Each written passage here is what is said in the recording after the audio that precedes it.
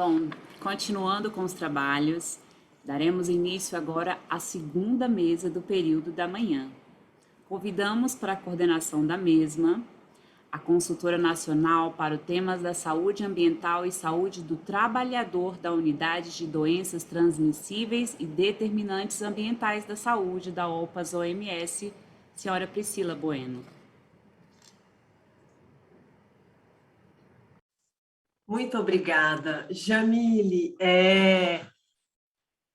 só assinar embaixo tudo que você falou, que realmente eu acho que, historicamente, assim, né, desde a minha participação nesse processo da vigilância em saúde ambiental, acho que você, nessa sua fala, você trouxe todo o sentimento, e eu tenho certeza que de todas desde aqui da esfera federal até lá o município, eu tenho certeza que sentiram exatamente o que você falou, se identificaram com a sua fala. Então, eu não tenho nem mais o que falar, apenas dar continuidade também com esse orgulho todo e reforçar isso que a Jamile falou, da felicidade que a gente ficava a cada inscrição, reforçando para a gente como a gente precisa ter acesso e conhecer essas experiências de vocês que fazem tudo acontecer no território.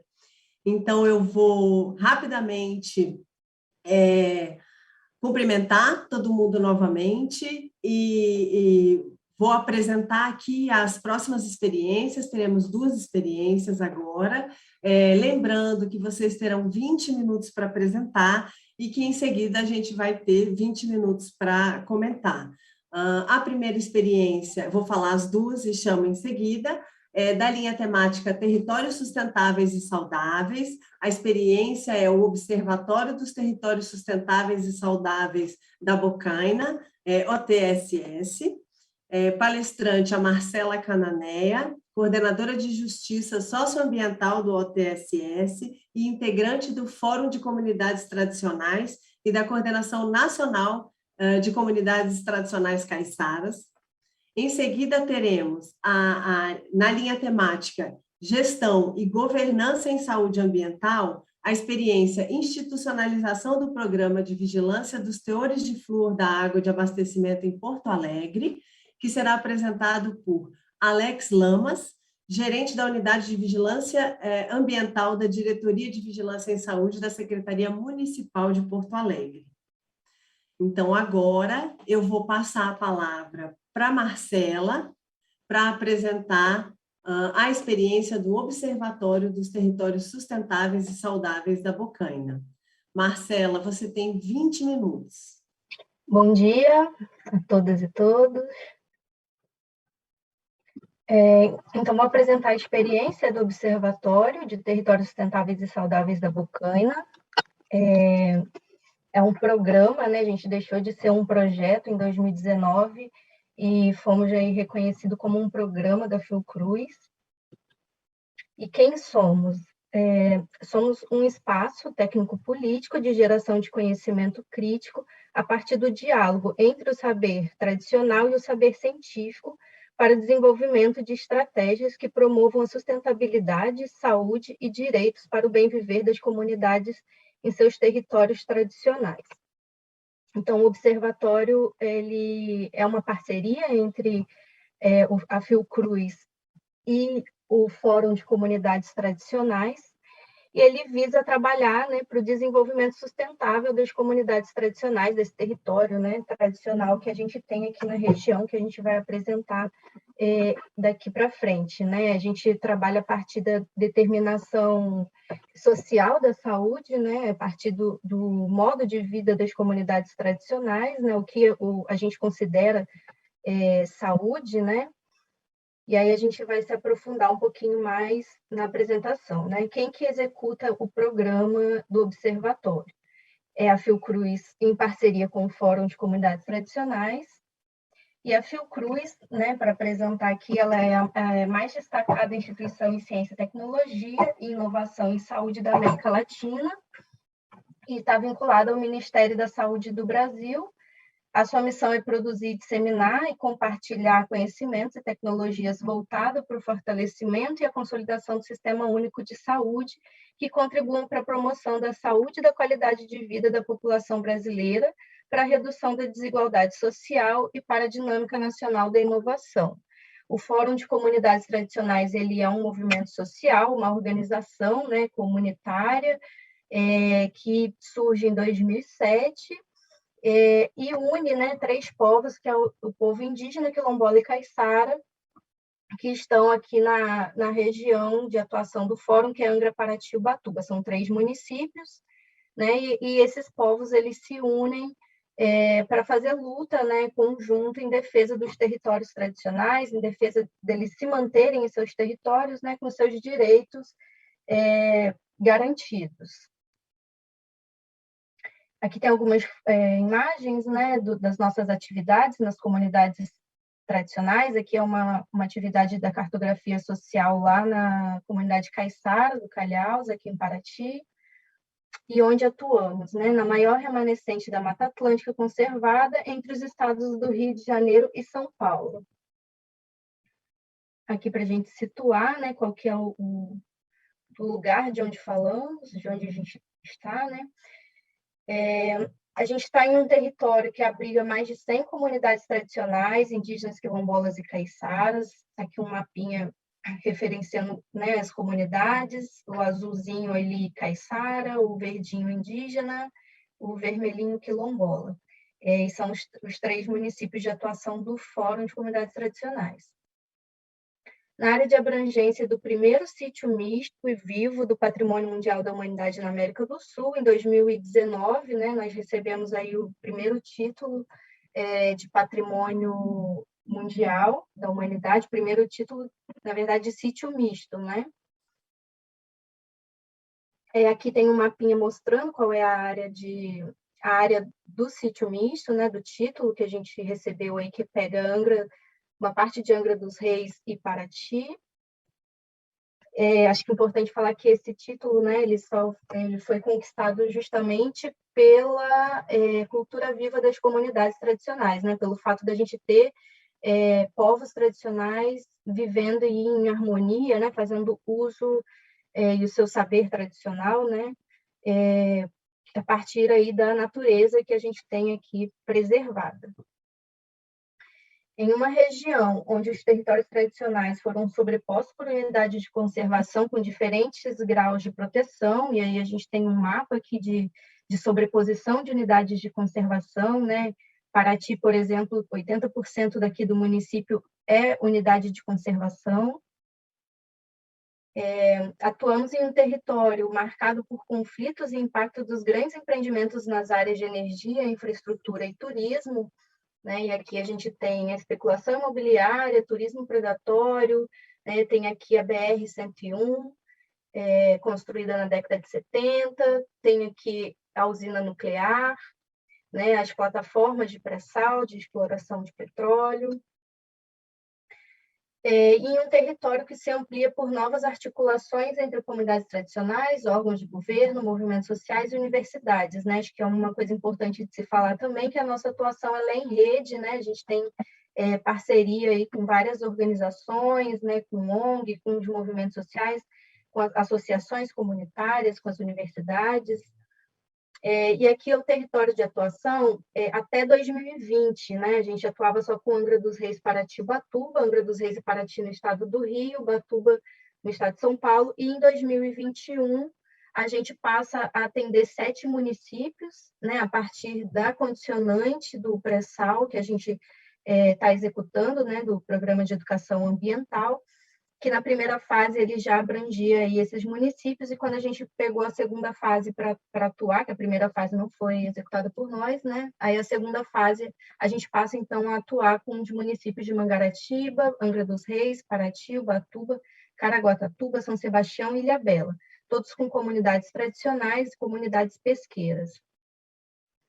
Aqui são algumas imagens, né, da cultura guarani, com a dança do Xondaro, algumas imagens da troca de saber, né, do artesanato quilombola com o comunitário indígena, a partir de uma experiência de turismo de base comunitária do projeto. Aqui do dia a dia, né, a gente tem a juventude aí aprendendo e trabalhando no cerco, né, de cerco flutuante da pesca artesanal nas comunidades caiçaras. E o que o observatório faz, né? A gente tem várias áreas de atuação, que é o fortalecimento do Fórum de Comunidades Tradicionais enquanto, né, um movimento organizado aqui no território. Atuamos com a agroecologia, com a promoção da saúde, defesa do território, turismo de base comunitária, saneamento ecológico, Agenda 2030, cooperação internacional, educação diferenciada, cartografia social e incubadora de tecnologias sociais. É importante dizer também que todas essas atuações, né, todas essas áreas, elas foram selecionadas e definidas, né, a partir das pautas do movimento social, né, do Fórum de Comunidades Tradicionais, que já vinha trabalhando com algumas pautas dessas que estão colocadas aqui, e outras foram trazidas aí em conjunto com o observatório, né. Algumas imagens sobre a troca, né, sobre o quintal agroecológico, feito lá na aldeia Itaxi, né, em processo. Turismo de base comunitária, na comunidade caiçara, né, na Ilha do Pelado, que também é uma comunidade que tem bastante conflito, né, com sobreposição de unidade de conservação, sobreposição da especulação imobiliária, né, de grileiros de terra. Cartografia social, né, um mapeamento participativo acontecendo aí nas comunidades tradicionais. E com quem atuamos, como eu falei, né, a gente atua em rede, então a gente tem diversas organizações, instituições, né, Comissão Guarani Urupá, CONAC, Coordenação Nacional Caiçara, que são 3 movimentos nacionais, né, movimentos sociais, a Comissão Urupá dos Guaranis, né, CONAC dos quilombolas, Coordenação Nacional de Comunidades Caiçaras, e aí a gente está dialogando com várias outras figuras aí, né, universidades, com a própria Petrobras, ICMBio, FUNAI, prefeituras, né, e como atuamos. No observatório a gente tem uma coordenação geral compartilhada entre a Fiocruz e o Fórum, né? Então a gente tem um pesquisador da Fiocruz e um comunitário, né, do Fórum de Comunidades Tradicionais, quilombola, né, que é uma grande liderança aí, o Vaguinho, que divide aí a coordenação com o Edmundo Galo. E na nossa equipe, né, a gente tem indígenas caiçaras quilombolas, que fazem parte também do colegiado de coordenação do programa, né? Pesquisadores acadêmicos e comunitários trabalhando junto, e a nossa metodologia, né, de promoção de territórios sustentáveis e saudáveis. A gente tem a rede de solidariedade, né, que é uma rede de apoio que amplia o alcance pela troca de experiência entre os territórios, o território, né, todas as ações, parte da demanda feita pelas comunidades tradicionais, feita pelo Fórum de Comunidades, a ecologia de saber, né, que é uma coisa bem forte dentro do observatório, que é essa troca do conhecimento técnico, do conhecimento acadêmico com o conhecimento comunitário, né, de quem é do território. A governança viva, que é o espaço de articulação e gestão comum, já construído ou criado, né, que são acionados para facilitar a implementação da solução no território, e que perpassa aí o território sustentáveis e saudáveis, né, nessa metodologia que a gente usa. Então, aqui é uma foto do nosso planejamento estratégico do observatório, né, com comunitários e técnicos participando, a nossa equipe. Nossa equipe tem 102 pessoas, 55 são mulheres, 39 pesquisadores comunitários e mais de 20 campos de conhecimento, né? Então, as pessoas da nossa equipe são pescadores e pescadoras, são professores, médicos, agricultores, pedagogos, engenheiros, sociólogos, enfim, tem diversas áreas de conhecimento aí, de pessoas formadas, né? Seja no saber tradicional ou no saber acadêmico.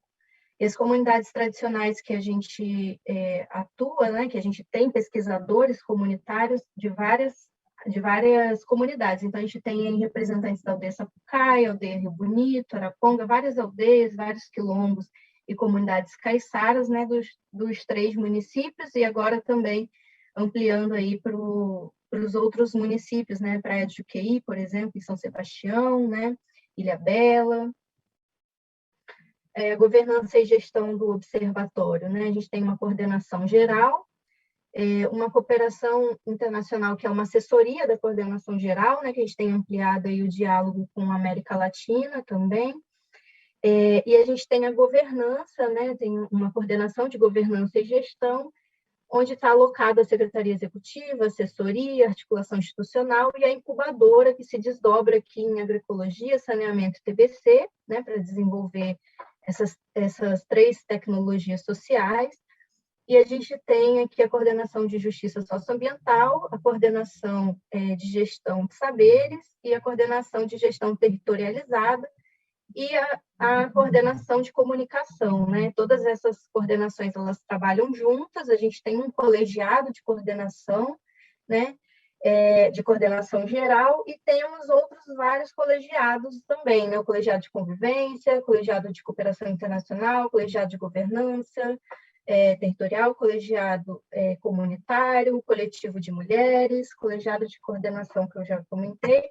E todos esses colegiados, eles foram surgindo no processo, a partir das necessidades, né? O coletivo de mulheres, o colegiado comunitário, por exemplo, o de convivência, né? A gente foi aprendendo aí ao longo do processo. O observatório já está aqui no território desde 2009, né? Em 2014 a gente começa a consolidar um pouco mais. E aí, nessa caminhada, a gente foi constituindo também uma rede de apoio, que é a que eu já iniciei lá, né, nos primeiros slides, que é um espaço de integração com os parceiros e representações nacionais das comunidades tradicionais, que ajudam a criar sinergias e apontar os rumos do observatório. Então, a gente faz grandes encontros, convidando essa rede de apoio, né, entre comunitários e instituições, para a gente orientar aí a caminhada do programa, né? E a gente trabalha também com a Agenda 2030, então a gente tem os 17 objetivos, né, de desenvolvimento sustentável, e a gente faz o monitoramento e avaliação das nossas ações para dentro do observatório, para saber se a gente está, né, conseguindo atingir aí alguns indicadores desses 17 objetivos de desenvolvimento sustentável. Aqui algumas imagens das nossas reuniões, os reconhecimentos, né? A gente tem uma experiência reconhecida como uma das 10 soluções mais inovadoras de 2021 para a implementação da Agenda 2030 no Brasil, pelo Grupo de Trabalho da Sociedade Civil para a Agenda 2030. Investimento transformador para o desenvolvimento sustentável, segundo a plataforma Big Push da Comissão Econômica para a América Latina e Caribe da ONU. Também recebemos uma menção honrosa do Prêmio ODS Brasil na categoria Ensino, Pesquisa e Extensão, em 2008. Tivemos a nossa experiência em saneamento ecológico incorporada, né, no Plano Nacional de Saneamento Rural, em 2018, e o que o Observatório pretende, né, o que nós queremos até 2030, ser um campus avançado da Fiocruz e do FCT, que contribui para a agenda global de desenvolvimento sustentável, a partir de um modo de governança que se mostre capaz de promover a territorialização dos objetivos de desenvolvimento sustentável da ONU, trabalhando aí com a Agenda 2030, e a melhoria concreta dos indicadores de sustentabilidade, né, e saúde nos territórios tradicionais da Bocaina.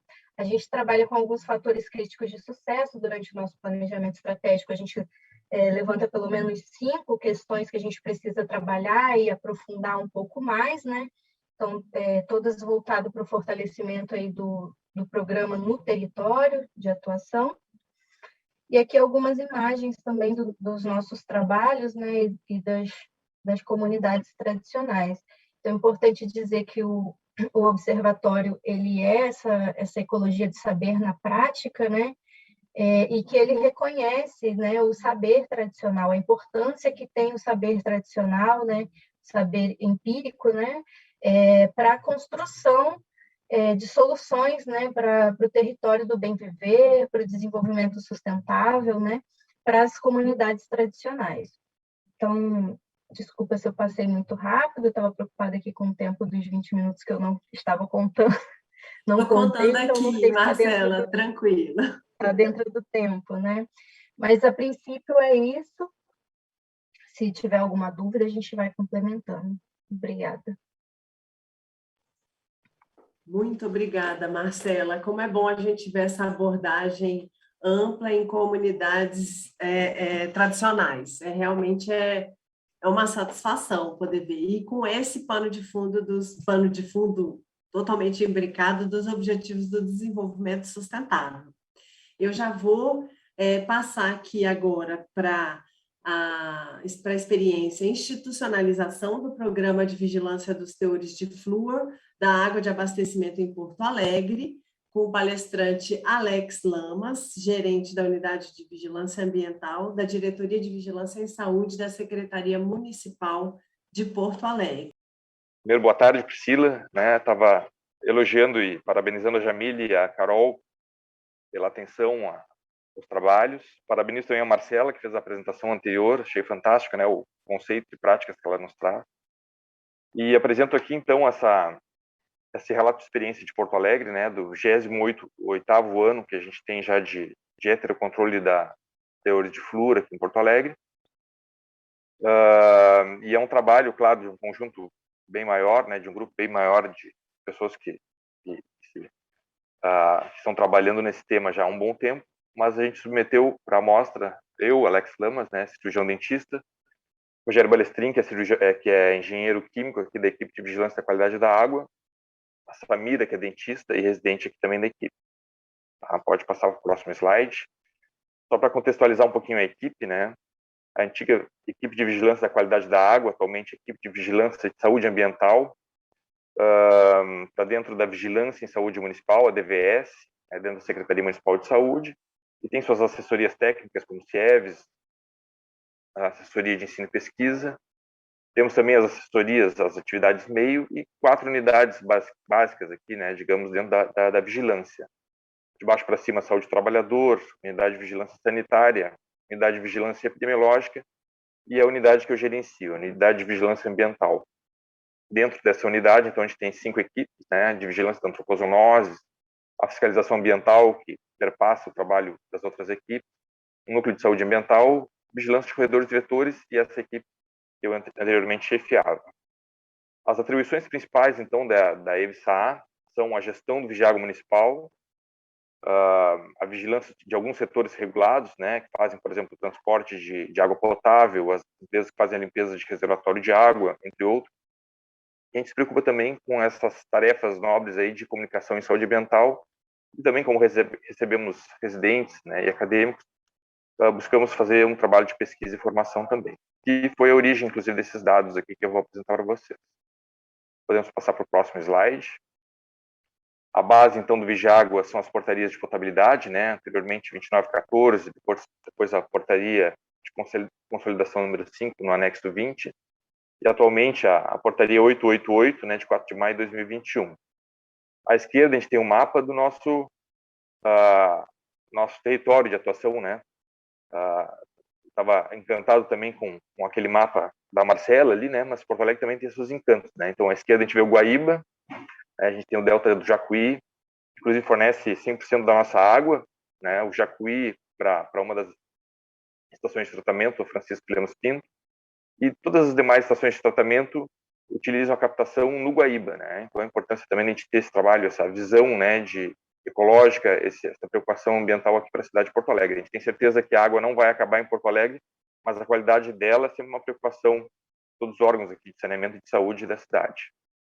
Então a gente trabalha atualmente com 6 estações de tratamento, a pequena ali que capta no Jacuí, da Ilha da Pintada, ao norte São João, Moinhos, Menino Deus, Tristeza e Belém Novo. Essa última ali de baixo provavelmente vai ter um apoio de uma 7ª estação de tratamento em breve, da Ponta do Arado, e essa da Lomba do Sabão, até por questões de economicidade, enfim, foi desativada e atendida por outras estações.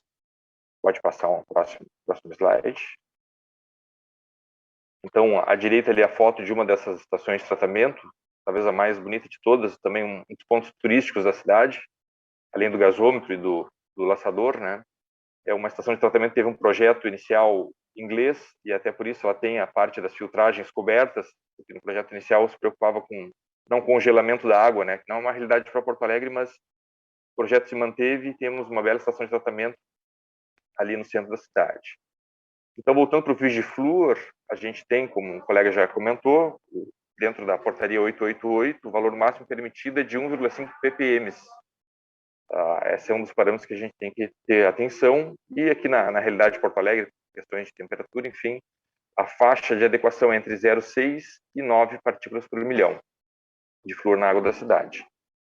Como é que se dá esse monitoramento, né?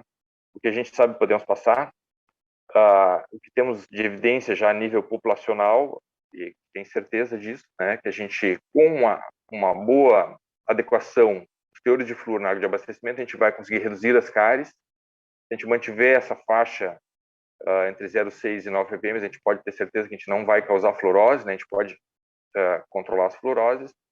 E também, limitando os valores máximos, a gente tem certeza que não vai permitir eventos adversos sistêmicos para as pessoas.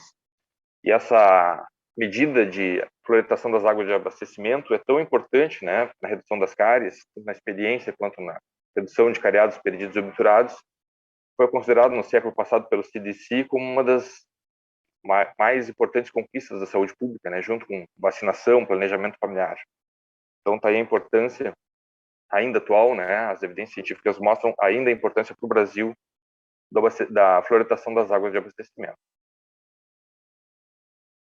Então, os objetivos desse relato de experiência, claro, descrever esse processo de qualificação dos resultados ao longo dos 28 anos, né, de 1994 para cá, realizados pela Secretaria Municipal de Saúde.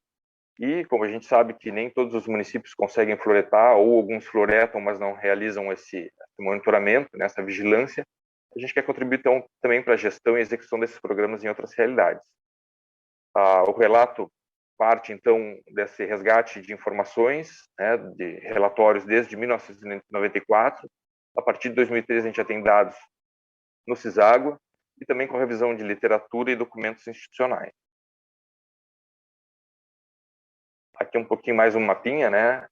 É o nosso plano de amostragem. Então, à esquerda, a gente tem um pouco mais de 60 pontos, e desses 53, a gente faz coletas mensais para o flúor, do iam-fluoreto, das 6 estações de tratamento, aquela que eu citei. Então, a gente tem disponível aqui um laboratório móvel, né, onde a gente tem alguns equipamentos para produzir dados de campo, como turbidez e cloro, e alguns outros parâmetros microbiológicos e de fluoretação a gente leva pelas 100 amostras.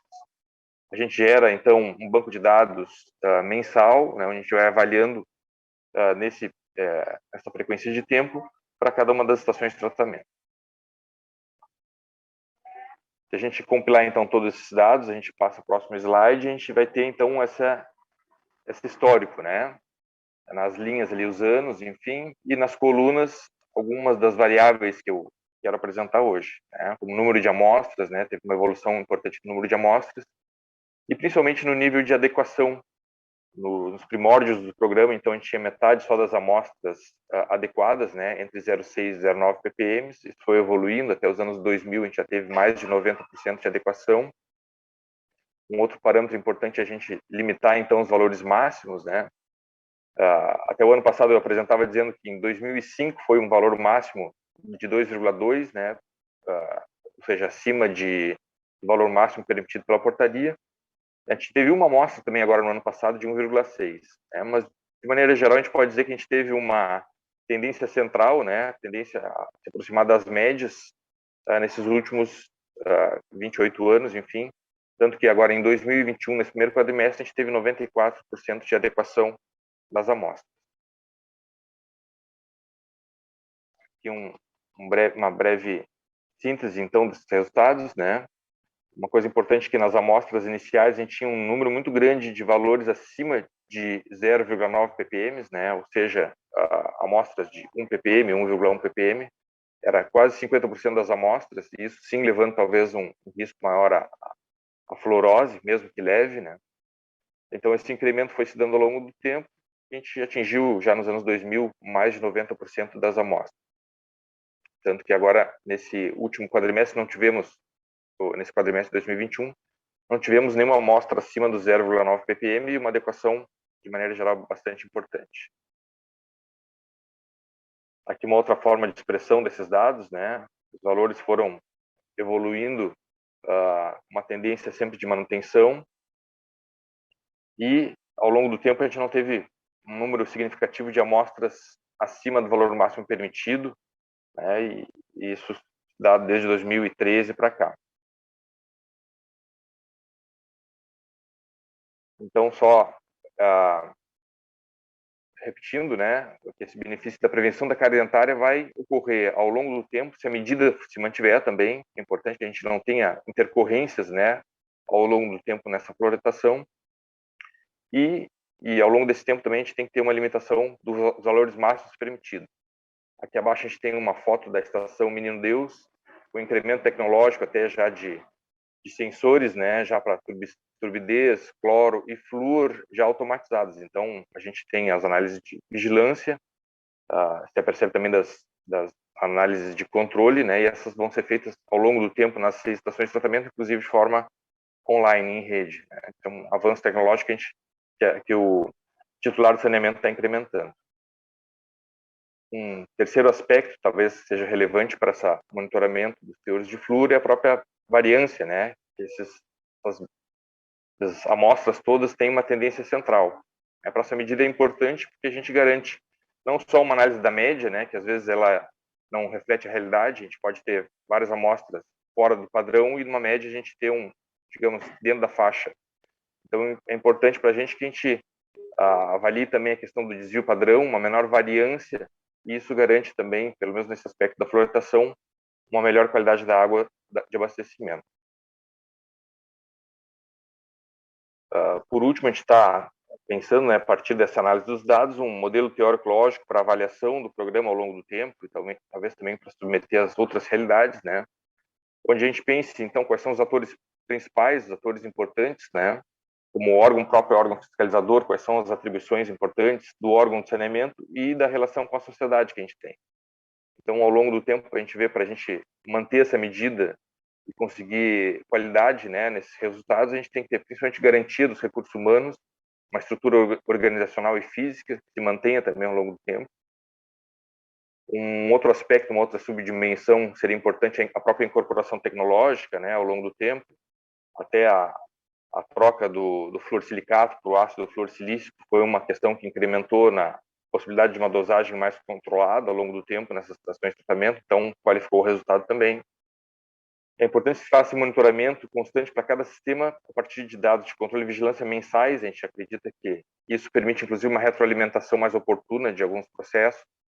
Não é incomum a gente verificar, por exemplo, algum dado alterado e a estação de tratamento está realizando alguma alteração de processo ou de bombeamento, né?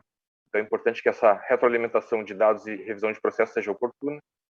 E um quinto aspecto, que é importante também, é a própria comunicação com a sociedade, né, com o SECOL, que é um parceiro importante aqui na análise da fluoretação dos municípios, né. A gente procura fazer, além do relatório de gestão quadrimestral, alguns relatórios também que a gente submete às universidades, enfim, aos conselhos de classe, para a gente, inclusive, fortalecer e aí sim institucionalizar esse programa ao longo do tempo aqui em Porto Alegre. Tá? Também preocupado com o tempo, acabei avançando um pouquinho, mas acho que a gente passa... Tá dentro, Alex. Tá certo, não.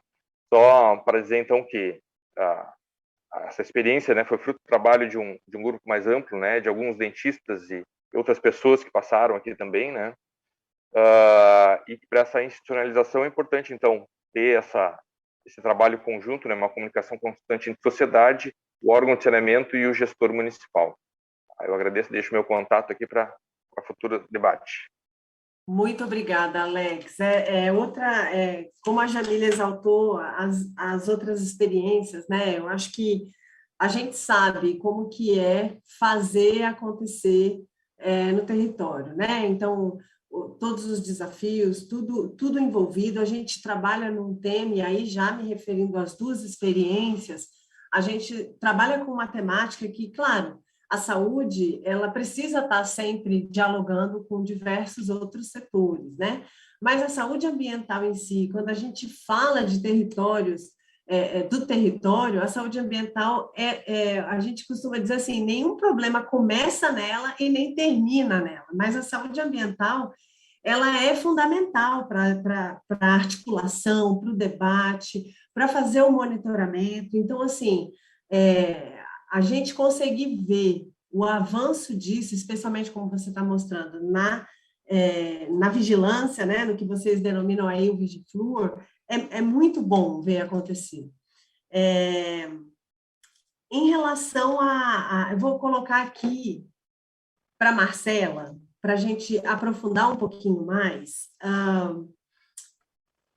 acho que a abordagem relacionada à questão dos determinantes sociais, Marcela, ela é essencial, né? Se a gente vê historicamente, todas as ações de saúde ambiental, necessariamente elas precisam envolver todas as comunidades, né? A gente tem, dentro da própria Agenda 2030, a fala é exatamente não deixar ninguém para trás, né? A gente tem comunidades que, especialmente nesse momento que a gente está vivendo, o desafio da resiliência, o desafio, inclusive, da sobrevivência, é algo que a gente precisa, a cada momento, voltar, trazer para a discussão e dar visibilidade, né? A gente precisa falar sobre isso, a gente precisa priorizar. Quando você coloca a abrangência do observatório, você traz temas como agroecologia, a questão do saneamento, você traz a Agenda 2030 e fala sobre o monitoramento que vocês fazem dentro desse universo, das ações que vocês implementam, isso é essencial, né? Isso é fundamental. Esse é um grande desafio. A gente não fala, por exemplo, de qualidade do ar separadamente, para a qualidade do ar a gente faz uma vigilância, não, a gente está falando de vigilância em saúde. Então, de que forma a gente pode abordar as temáticas integradamente, mas é o que você colocou, sob a perspectiva do território, né? Então, você trouxe aqui a fala, né, esclareceu para a gente que as ações do observatório, elas são pautadas, inclusive, por demandas dessas comunidades. Então, é muito, muito interessante, é muito importante que isso seja colocado, né? E outra coisa que me chamou muito a atenção é você ter falado que a própria equipe, ela é representativa, ela é dali, né, do território. Então, a questão do coletivo de mulheres, a gente teve na mesa anterior a discussão sobre gênero, há alguns meses a gente fez um debate sobre as mulheres e o saneamento, que é uma questão super, super relevante que a gente precisa trazer. E aí eu trago aqui a pergunta para você, o que eu acho que a gente pode explorar um pouquinho mais, é que você coloca dentro ali das perspectivas a ampliação da articulação para atuação integrada, né? Que realmente é aquilo, a saúde ambiental, essa nossa agenda, ela não caminha isoladamente. A minha pergunta seria, o que se espera, né, a partir dessa ampliação, e de que forma é possível apoiar, de que forma é possível, por exemplo, a gente tem diversas instituições aí, a gente tem junto, né, nessa conversa nossa, nesse debate, nesse seminário, de que forma é possível fazer essa integração, né? Em relação ao, já passo a palavra para você, Marcelo, em relação ao Alex, somos dentistas e sabemos aí a importância disso, então, eu acho que você trazer a equipe toda, né, resgatar a importância da vigilância, né, o reconhecimento da importância da fluoretação das águas de abastecimento, isso é muito importante, né? Claro, a gente está sempre tendo várias informações, eu acho que você coloca muito bem, que a gente tem que manter exatamente esse limite, então, como que a vigilância ela pode atuar para poder realmente fazer o que a gente está aqui para fazer, que é a informação para a ação, né? De que forma que a gente vai fazer isso acontecer? ver a estação, essa estação que você apresentou como um incremento tecnológico, e isso como também uma possibilidade de ampliar essa experiência para outras regiões e para o país, né? Eu acho que é realmente uma oportunidade. E, assim, a gente está aqui para isso, né? Esse momento nosso é exatamente para compartilhar e para possibilitar que outras pessoas, outros municípios, né? Outras comunidades possam ver e se inspirar e muitas vezes implementar, adotar a sua realidade, se for o caso, e colocar e fazer acontecer, né?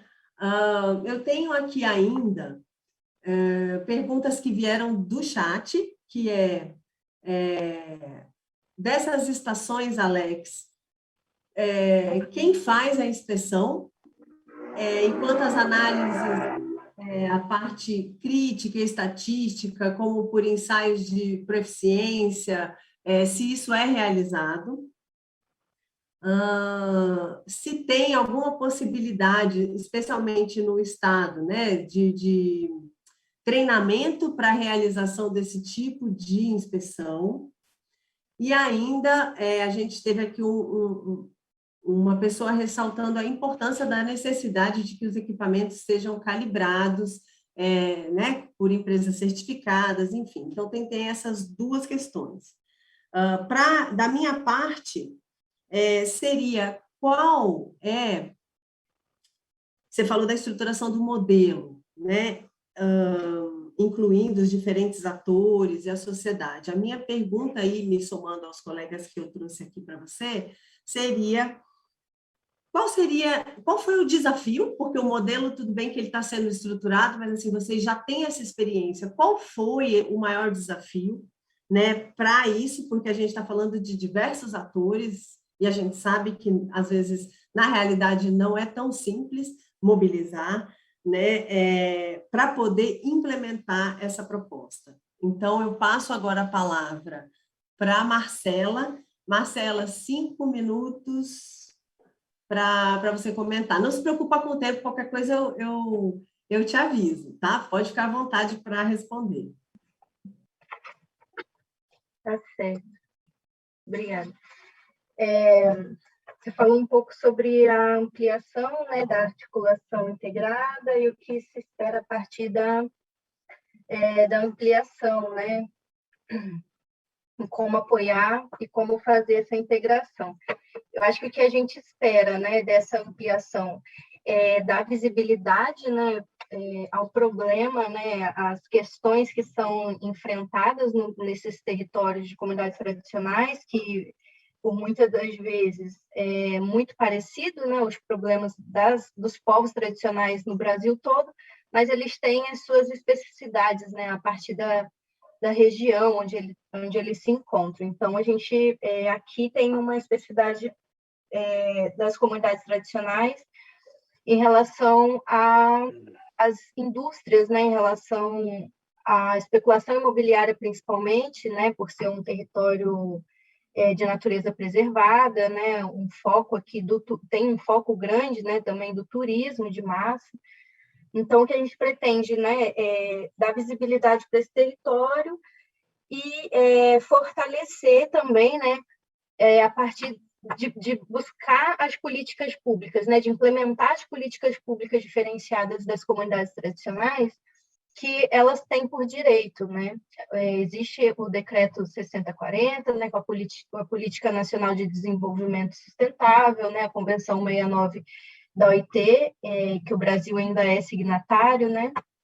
Então, existem aí algumas coisas que apontam, né, caminhos aí para as comunidades tradicionais resistirem nos territórios. Então, é isso que a gente busca, né? Trabalhar para que essa resistência ela continue. E essa ampliação, né, essa integração com outras organizações, acho que é isso. Cada lugarzinho que a gente vai, que a gente apresenta, que a gente fala da nossa experiência, a gente acaba conhecendo outras experiências, outras iniciativas que dialogam com o que a gente faz aqui nesse território, né?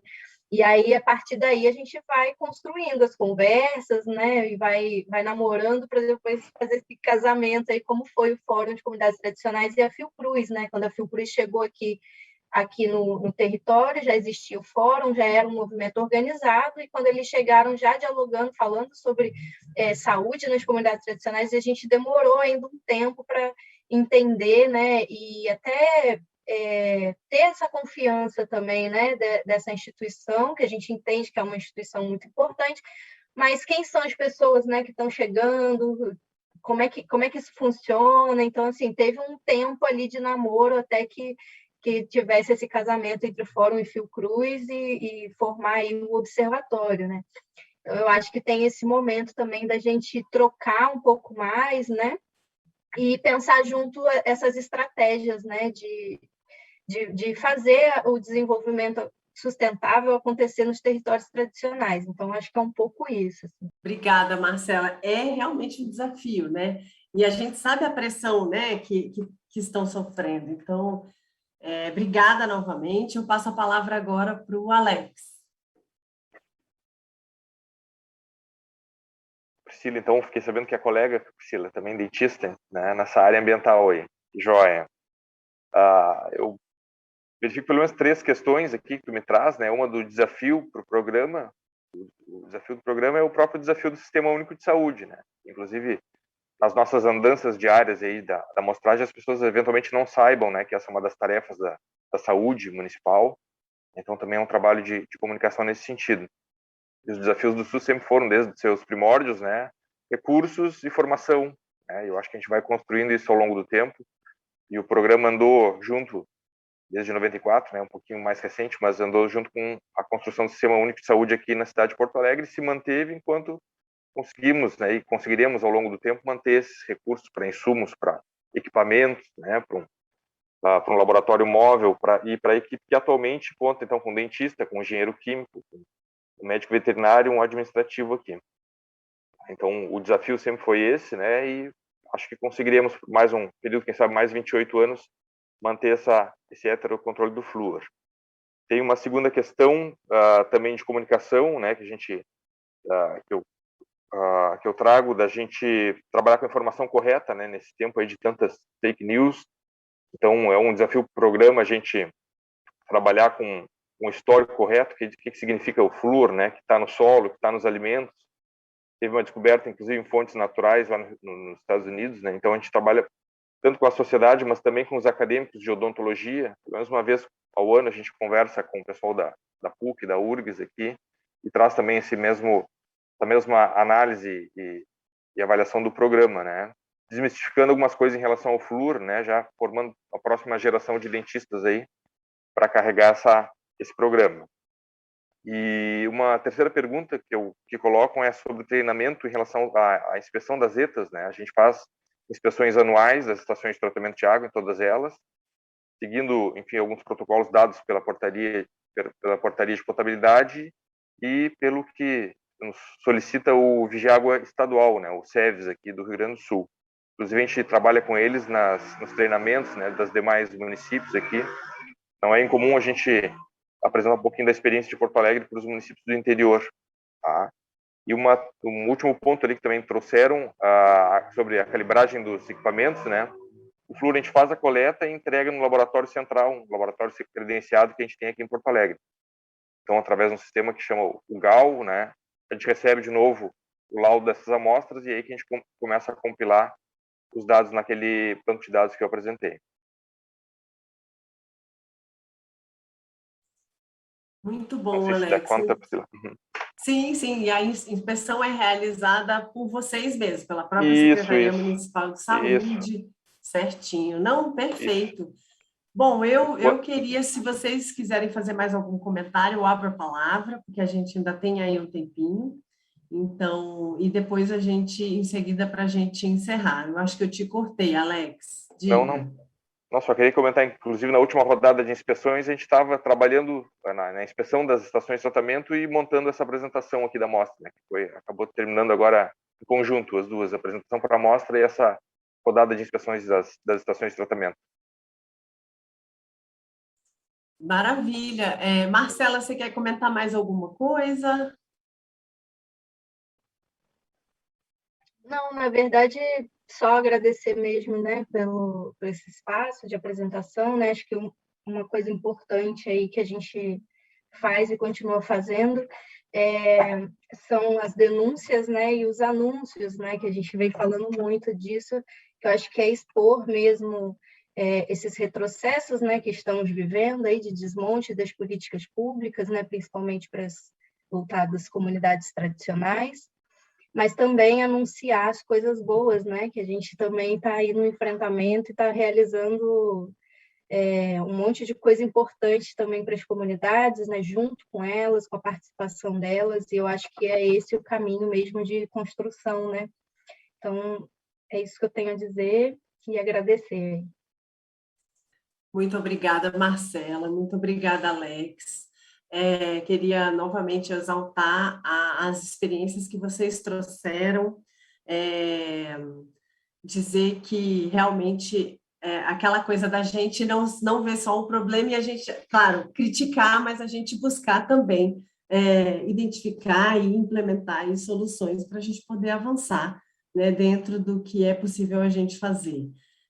Queria agradecer enormemente, de novo agradecer todas as inscrições, agradecer a toda a equipe de vocês, Marcela e Alex, porque a gente sabe que tem vocês estão aí representando um grupo, né, enorme, um ou vários grupos que fizeram tudo isso acontecer e vão continuar, e dizer que a gente se encontra, parabenizar todos, e a gente se encontra aí, se possível, sempre nessa rede, para poder mostrar, para poder apoiar e para poder fortalecer, tá bom? Muito obrigada. Eu passo de volta a palavra para a nossa mestre de cerimônias.